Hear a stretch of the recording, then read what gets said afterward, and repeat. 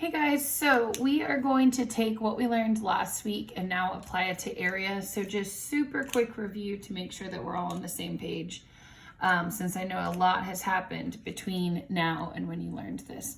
So let's say that you have two functions here. We'll say this is f of x, this is g of x. Let's say that you are trying to find the area between these two functions. Okay, remember that that is going to be an integral that you would do with respect to x.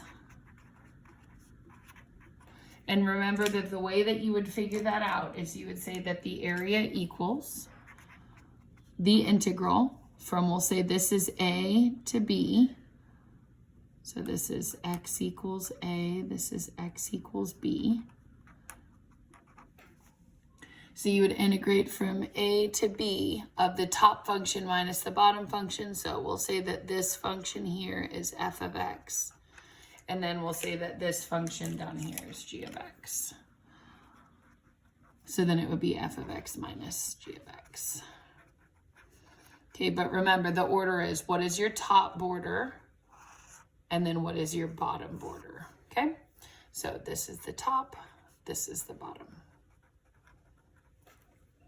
Okay, so from there, you can also do the same integrals with respect to y. Okay, so remember that if you have, let's say maybe two parabolas like that that open to the side, this would be an area dy.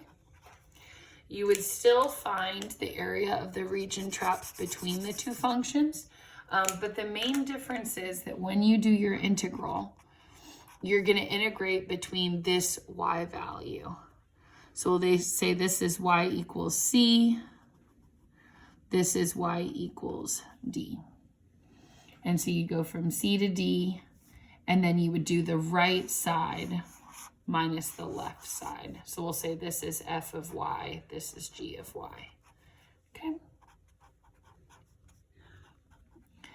Okay, then the last thing that I want to remind you of is that when you are working these, if the bottom is the x-axis or if the left side is the y-axis, you wouldn't need this second function here. So what I mean by that is that if I were to be doing a picture like this, let's say this is f of x, but I'm shading all the way down to the x-axis, then my top minus bottom in that case would just be f of x minus 0 dx, because this is the bottom and that'd be like my 0. Then we'll say this is a, this is b. Okay, so that's all the stuff that you should more or less remember from last week. Now we're going to move into volume. So you are going to take out this notes sheet right here, which is notes volumes of solids with known cross sections, day 1, dx only. Okay.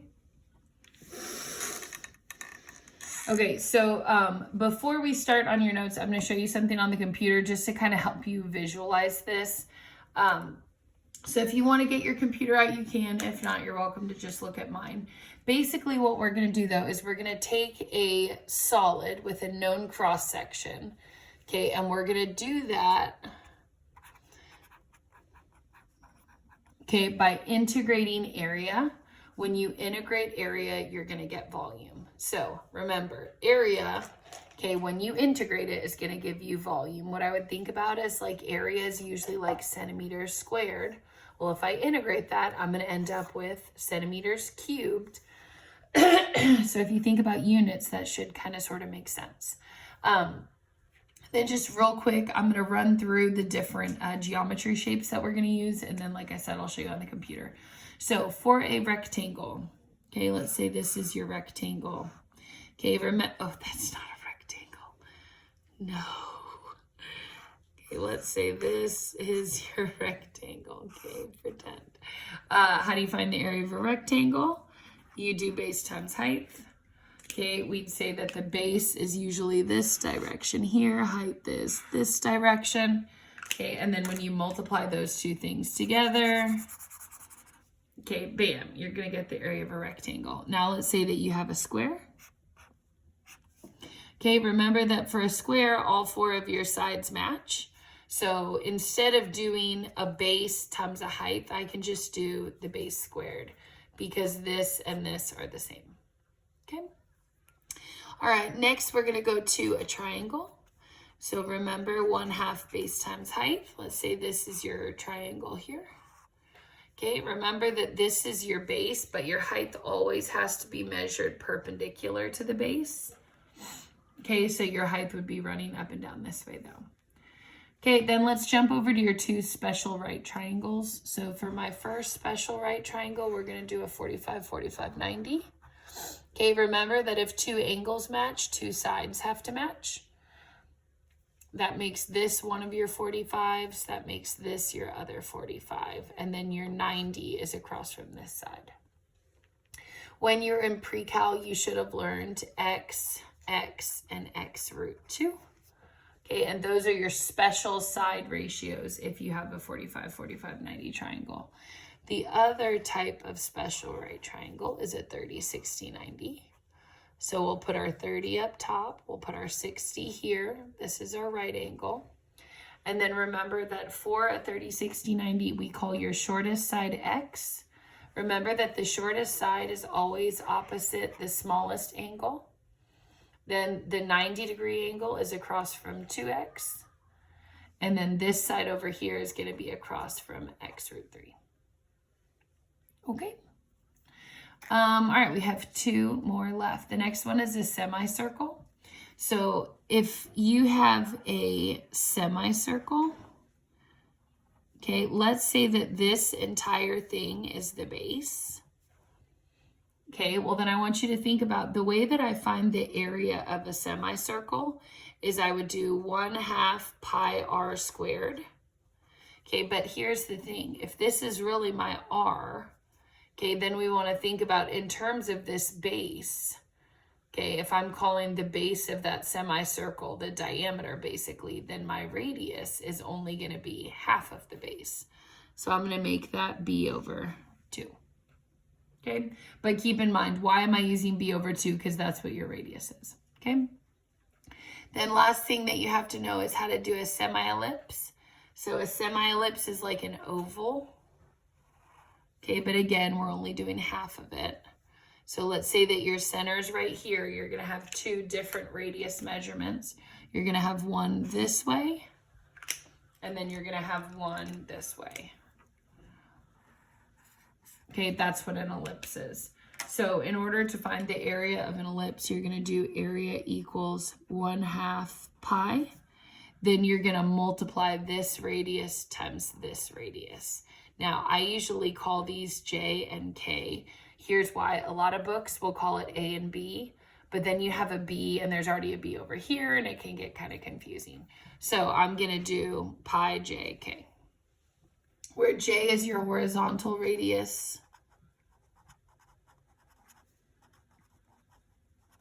and then K is your vertical radius. Okay. All right, so we're going to switch to the computer for a sec. Okay, so I basically just kind of Googled an applet to show you what we're doing. So first, look over here. You have your equation right here. It looks like it's maybe like y equals x squared or something like that. Okay, and then down here you have y equals square root x is what it looks like. So you have your region. Okay, obviously this whole area in here would be like the shaded region.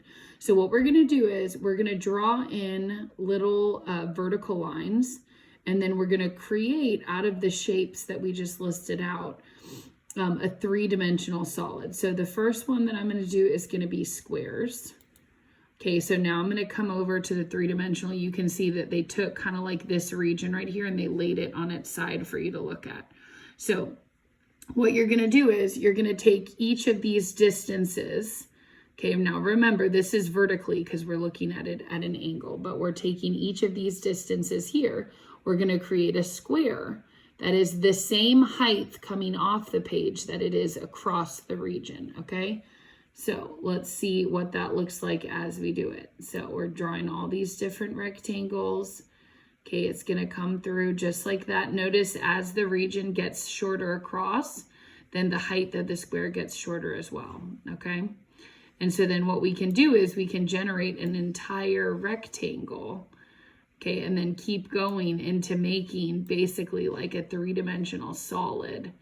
where every time that you slice it, you're basically getting that same square shape, okay? Okay, let's do a different type of shape now. Let's switch to an equilateral triangle. Okay, so as you can see, oops, I forgot to change it. As you can see here, okay, we have our equilateral triangle is going to come through. Notice that the height of the triangle is going to get longer as this base distance gets longer. Okay, and then as I come through to the shorter part of the region, okay, you can see that those triangles are going to shrink, okay? So hopefully you kind of get the idea here what that would look like. It's kind of like a slug, but like with like a weird little ridge here across the top, okay? Then the last one that we're going to look at is semicircles. Okay, so kind of take a look at what that is going to look like visually. So you have this distance here is going to be the diameter. Then the radius is going to be half of that distance. But notice that it's still flat all the way across the bottom. The only thing that you have is kind of like a rounded top here, okay? Okay, so here is how you do this. Now, the other thing I'll add is that the pictures that I just showed you in the long run really don't matter. You're following the exact same steps every time anyway. First thing you're going to do is set up the region of the base. For today, these are all going to be dx, so just keep that in mind. You're going to integrate dx when your cross sections are taken perpendicular to the x-axis. Okay, basically what that means is that your base runs top to bottom.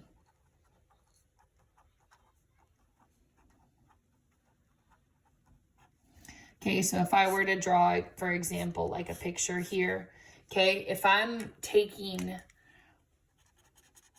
top to bottom, that would be like here to here. If that's my base, then you can see that it's perpendicular to the x-axis. So if it's perpendicular to the x-axis, you're doing it dx.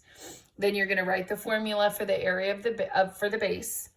Then you're going to write the area formula. Then you're going to set up the integral, and then you're going to evaluate for volume. Remember that your endpoints should be x values.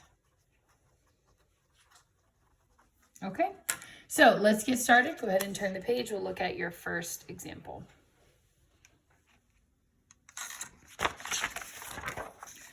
Okay, so we are looking at y equals x plus 1. And y equals x squared minus 1. So the first thing that I'm going to do is just kind of sketch that region, just like we would have done last week.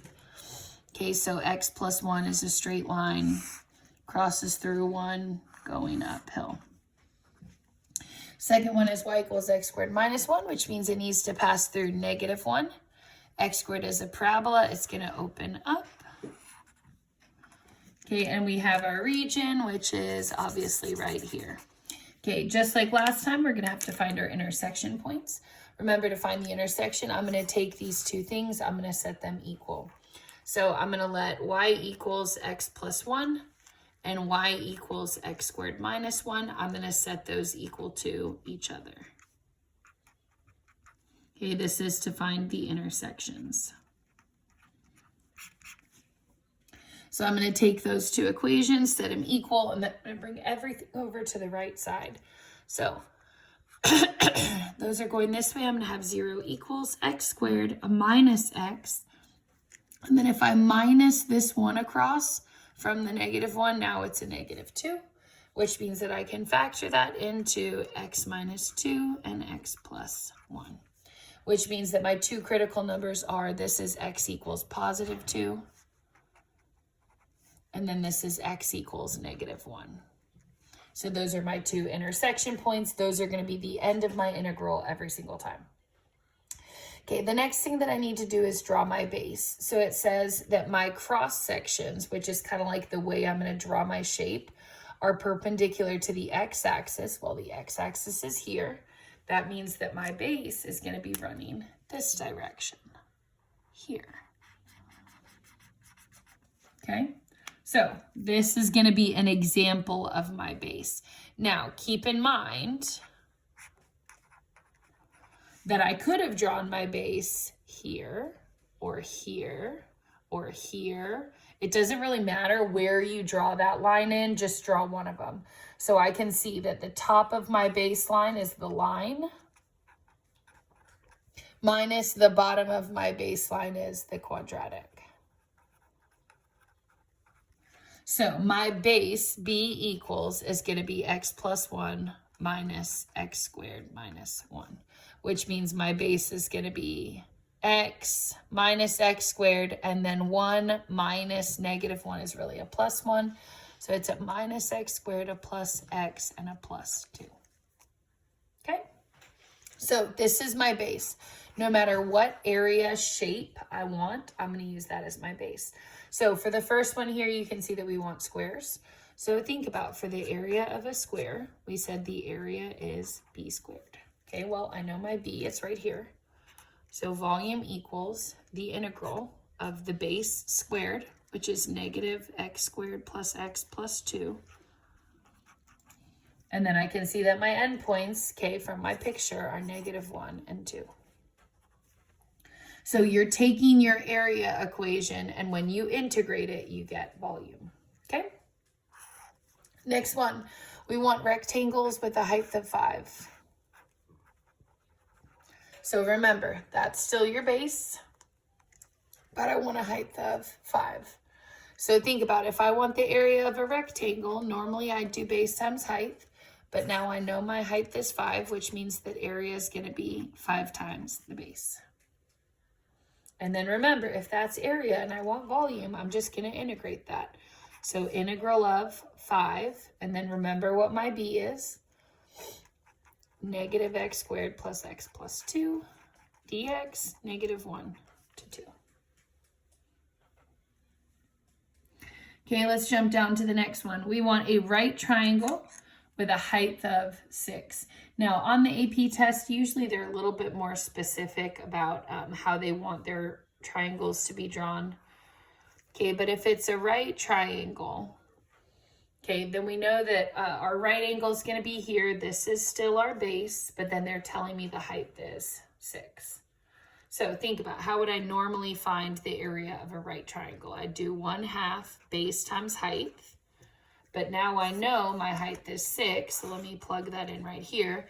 Then really I want half of base times 6. Half of 6 is 3, so that's really 3 times the base. And then remember, if this is area and I want volume, all I have to do is integrate my area equation. So it's 3 times the base, but the base is negative x squared plus x plus 2. Endpoints are still negative 1 to 2. Okay, next one. We want a right triangle with the height triple the length of the base. So let's say that this is our base down here. We know that we want our height to be triple that length. Then my height is going to be 3 times the base. Okay, but kind of basically the same story.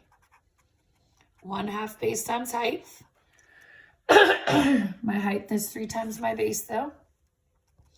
So really I want a 1/2 b times 3b, which means really I want 3/2 b squared. And then from there, remember, if this is area and I want volume, all I have to do is take this guy here and put an integral on it. So I'm going to have 3/2 base, which is negative x squared plus x plus 2 squared dx. Then remember, my endpoints are going to be negative 1 and 2, just like before. Make sense? Okay, let's take a look at the next one. Okay, so now I want an isosceles right triangle, but I want the leg in the base aligned with region R. So this is what that means. They want the base of my isosceles right triangle to be a leg. So remember, every isosceles triangle, you have 2 sides, 2 congruent sides. Okay, and those are called the legs. So basically what they're saying is one of your legs has to be in the base. So these are the 2 that match. That one doesn't match.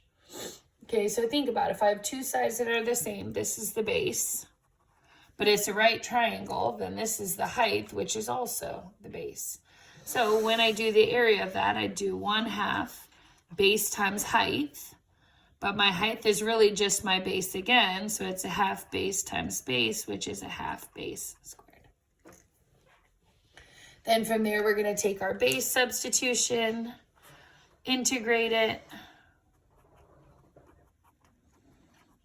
And so hopefully you're seeing, obviously on the AP test, they're not going to ask you a bunch of different shapes on the same question, but these are the different types of shapes that they could use. Okay? All right, we have one more left. This one is probably the trickiest.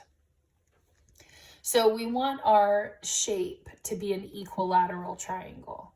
So an isosceles, two sides have to match. Equilateral, all three sides have to match.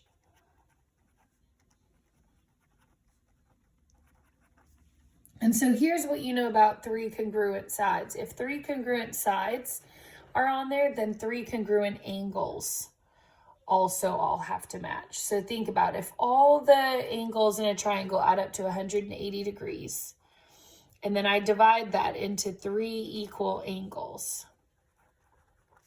That tells me that each one of these angles is going to be 60 degrees. Okay, now if each one of those angles is 60 degrees, and I draw in where my height would be, then hopefully you can see that this top angle, which used to be a full 60, is now only a 30. And so when I do my triangle, okay, this is still the base, but I almost need to split it up into a little mini triangle to find how tall this height is. Because remember, the area of a triangle is 1/2 base times height. I know the base. The problem is that I don't know how long that height is. And this is where my special right triangles are going to come in handy. Okay, so remember, for my little guy, okay, if this is my 30, this is my double, this is my x root 3. So think about, if this full length is the base, then just this piece here is going to be the base over 2, which means that this base or this height over here is going to be b over 2 times root 3. So that's how tall this is. B over 2, that's this distance here, and then multiplied by a root 3. Okay, but again, we did that via special right triangles. So I'm going to have 1/2 base times, and then my height is going to be b over 2 root 3. Now, before I turn that into a volume, I'm going to go ahead and try to like kind of simplify it, make it look nicer. So b and b can obviously become a b squared. And then this is really 1/2 times 1/2 of root 3, which is root 3 over 2. And then I'm going to reduce that one more time to be root 3 over 4 b squared. So anytime they ask you for an equilateral triangle, this is the formula that you're going to use. Okay, but in terms of the AP test, you wouldn't want to memorize a bunch of formulas, so I would say just remember how to get it, and that's easiest. So volume equals root 3 over 4. My b was negative x squared plus x plus 2, quantity squared dx, integrating from -1 to 2. Okay. All right, go ahead and turn the page to the next example, and we will work out another one.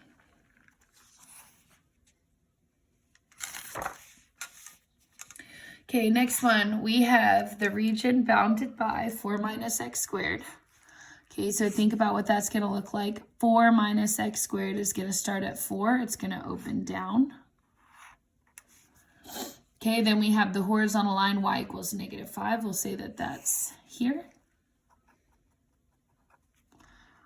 This is 4 minus x squared. And then as you can see, my region is going to be trapped between those, okay, which is going to be that shape like that. So next thing I need to do is find the intersection, which means I'm going to set those equal to each other. So I'm going to let 4 minus x squared be equal to -5. Several different ways that you could solve this here. I'm going to minus the 4 across. So I have negative x squared equals -9. Then I'm going to drop the negatives on both sides, and then I'm going to square root. So square root, x equals plus or minus 3. That means that this intersection over here happens at x equals -3. This intersection over here happens at +3. Okay, the next thing that I'm going to do is I'm going to draw in my base. Now remember, it does not matter where you draw it on the shape, but I have to draw it perpendicular to the x-axis, which means that when I draw it in here, okay, if I have to be perpendicular to the x-axis, then I can see that my base is going to run top to bottom. So let's come over here. Base equals top minus bottom. Okay, and then I have to think about what is the top border of this entire region? Well, it's the curve. So it's going to be the quadratic minus the line, which is going to be 4 minus x squared minus -5. Now, keep in mind that I can simplify that if I want to. So if this is 4 minus -5, really that's a +5. So I'm going to make my base -x squared plus 9. Okay, remember that's top minus bottom. I just reduced it a little bit, but that's like my basic shape. Okay, so that is going to be the base no matter what shape I want down here. Okay, it doesn't matter. So let's take a look at A. I want rectangles with a height of 8. Okay, draw it. Rectangle. Here's my base. My height is going to be 8. And then think about, how would I find the area of that? Well, area is base times height. So I would have base times 8, which is just 8b. Then when I want volume, I'm just going to integrate that. So it'd be 8 times b, which is -x squared plus 9 dx. Then my endpoints were -3 to 3. And you are done. Now keep in mind, if you had a calculator, you could just type that in, or use U sub or fundamental theorem, whichever one of those is appropriate. Okay, next one, I want a semi-ellipse with a height of 6. So here's my semi-ellipse. Remember, a semi-ellipse is basically just half of an oval. Okay, then it says I want the height here to be 6. Now, be a little bit careful here. This is the base all the way across the bottom. So if I want to use the area formula for an ellipse, it's 1/2 pi j k. Remember that both of these have to be radius distances. Now, the height that they're giving me here is already half, because think about the other half of the ellipse would be way down here. So one of these distances is going to be 6. Because that's the vertical radius.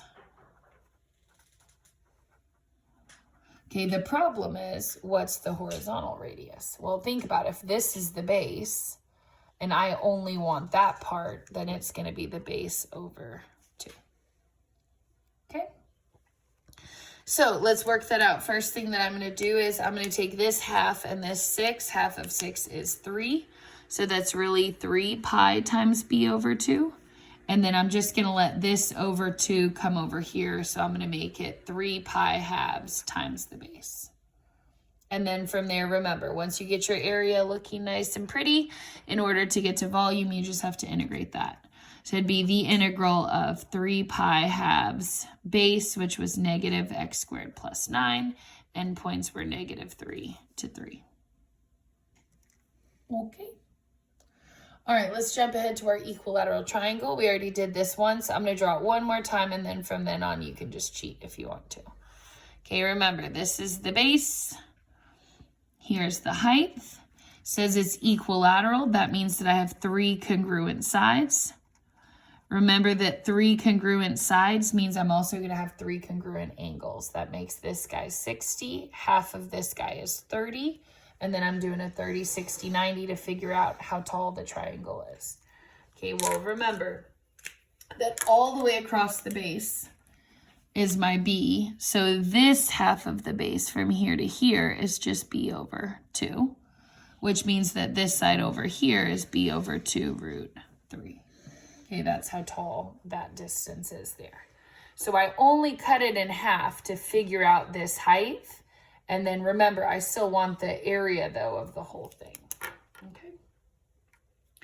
So my area equals 1/2 base times height, which is base over 2 root 3. And then remember, I can reduce that. I have a 1/2 times a root 3 over 2. And then I have a b times another b, which is a b squared, to where I can make that root 3 over 4 b squared. And anytime it's an equilateral triangle, that's going to end up being your area formula. So you can memorize it if you want. Okay, volume equals the integral of root 3 over 4 b squared, which is negative x squared plus 9 dx on the interval from -3 to 3, because those were my endpoints. Okay. All right, let's do semicircles over here. Okay, so remember that for a semicircle, okay, this is the base. Area of a semicircle, though, is going to be 1/2 pi r squared. And then kind of like over here, think about my r is the radius. It's only this part. So if I only want the radius of that circle, then the radius is going to be the base over 2. So then I'll come back over here to my formula and I'll be like, okay, well then this is really 1/2 pi base over 2 squared. Then remember, my goal is to try to make that look more simple before I put it in an integral. So this is really a 1/2 pi. Remember, you have to square the top and the bottom of that. So it's really a b squared over 4. And then I can take my 1/2 and my 4, make it a pi over 8 b squared. So just think about that for a second. I'm taking the 2 and the 4 both off the bottom, combining those to be the 8. Then my pi is multiplying with my 1, which is why it's just a pi on top. And then obviously the b squared. So remember that this is area. If I have area and I want volume, I just integrate it. So it's going to be the integral of pi over 8 b squared, which is negative x squared plus 9 dx. Okay. All right. Next one, we want an isosceles right triangle with the hypotenuse as the base of the cross section. So let's think about that for a second. Okay, isosceles means that you have two congruent sides, but the hypotenuse is on the base of the cross section. So what that means is that this is your hypotenuse. That's your base, and your right angle is here, and your little matching legs are like both crooked. Okay, so the hypotenuse is really the base. That's what they're telling us here. That's forming the bottom of your shape. And then it says it's isosceles, so these two sides have to match. And it's right triangle, and then remember, right angle is always the hypotenuse, or always opposite the hypotenuse. Okay, so let's think about it. If I want the area of this triangle, it's 1/2 base times height. So the question is, what is this height right here? Okay, so we're going to use basically the exact same thing that we did on the 30, 60, 90. We already know that the base is across the bottom, but really I only want to look at this little baby triangle right here. So I want you to think about, if this was originally 90 degrees and I just cut it in half, that makes this 45. And if that's 45, that makes this one 45. Which basically means that these two sides have to match each other in my little baby pink triangle. So remember, I'm basically pretending like this half over here isn't even there. So I have my 45 angles here. My base legs here have to match. Okay, well then think about it. If I want to know this one, this full thing is the base, then this piece is the base over 2, which means that this is the base over 2. So now I know that my height is going to be b over 2. And then from there, I can kind of reduce my equation down to something easier and then slap the integral on it. So it's half of the base times the base over 2. Well, then that's a 4th b squared. And then remember, from there, we're finding volume, so we're going to integrate that. So it's a 4th b squared. And then I come up here and look back at my region. My base was right here. It was negative x squared plus 9. And then we're going -3 till 3. Oh, don't forget the dx at the end. Okay. All right. Let's do one more example.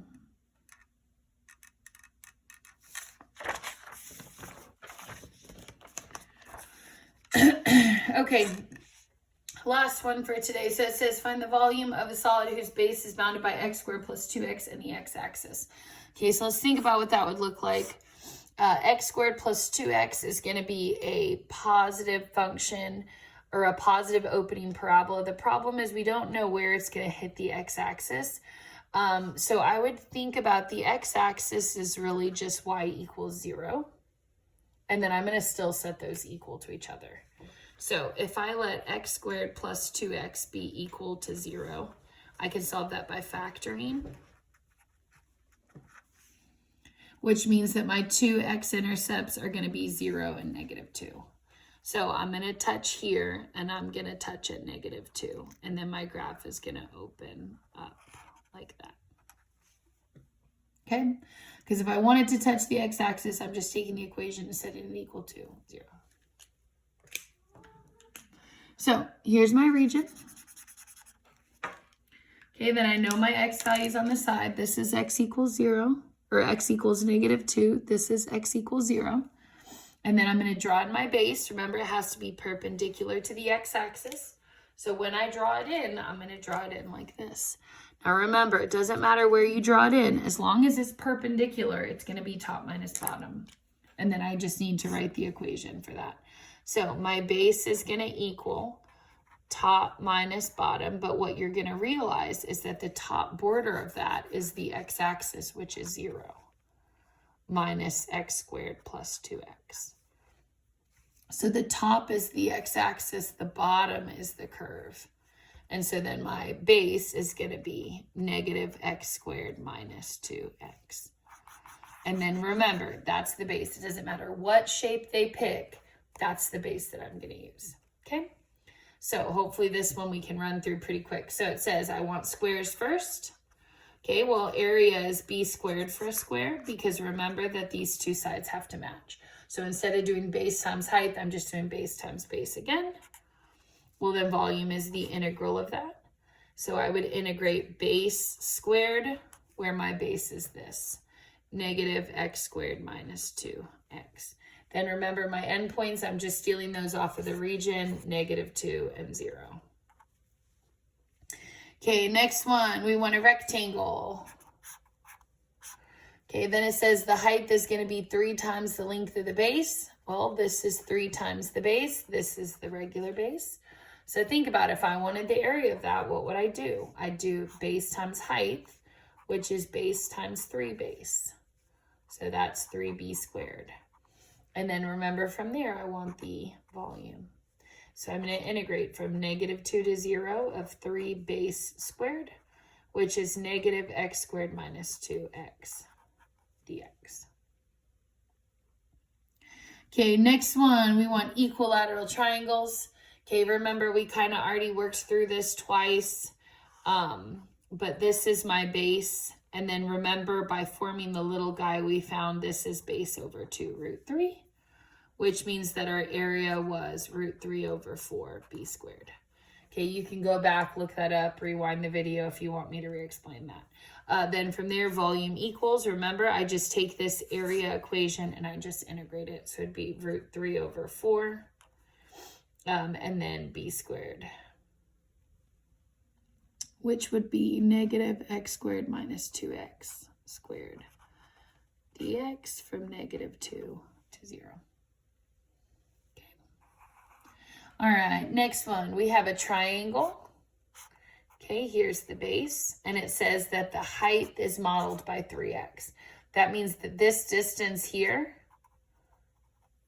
is 3x. Okay, well then think about when I do my equation, I would say area equals 1/2 base times height. Well, then it's going to be 1/2 base, which is -x squared minus 2x times height, which is 3x. Okay, and then remember, I could do a bunch of simplifying here if I wanted to. Okay, but normally this is all B's that I can put stuff together. So since this is my base and this is my height is a 3x, I'm just going to integrate that.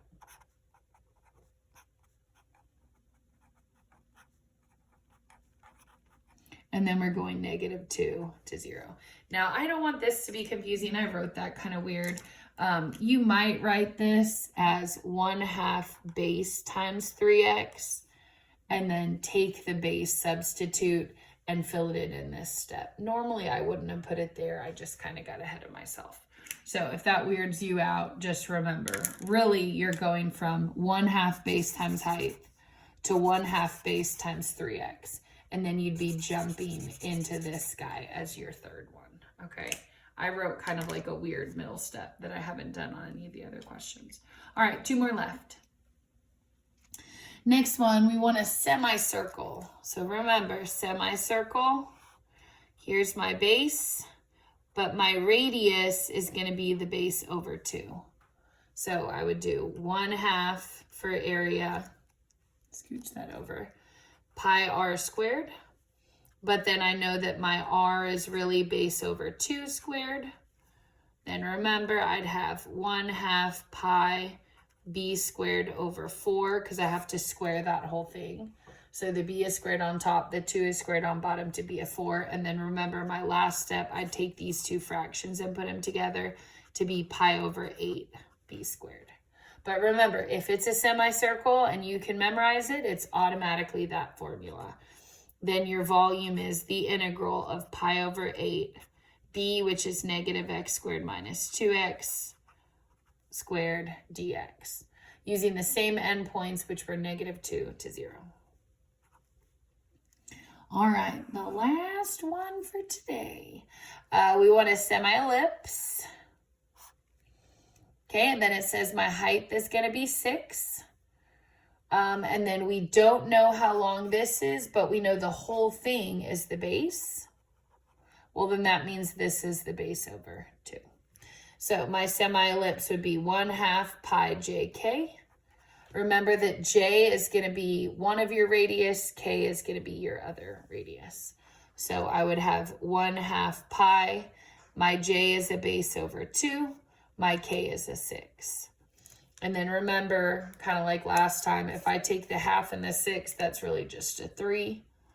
So I have 3 pi times base over 2, which is 3 pi halves base. And then we're ready to turn it into volume by integrating. -2 to 0, 3 pi halves, and then my base is -x squared minus 2x dx. Okay, but remember, on this one, I had a squared because I was multiplying 2 b's up here versus down here, I only ended up with 1 b because this dimension was a constant. So it's not like it's always going to have a squared on it. You really have to kind of pay attention to how they described it. Okay?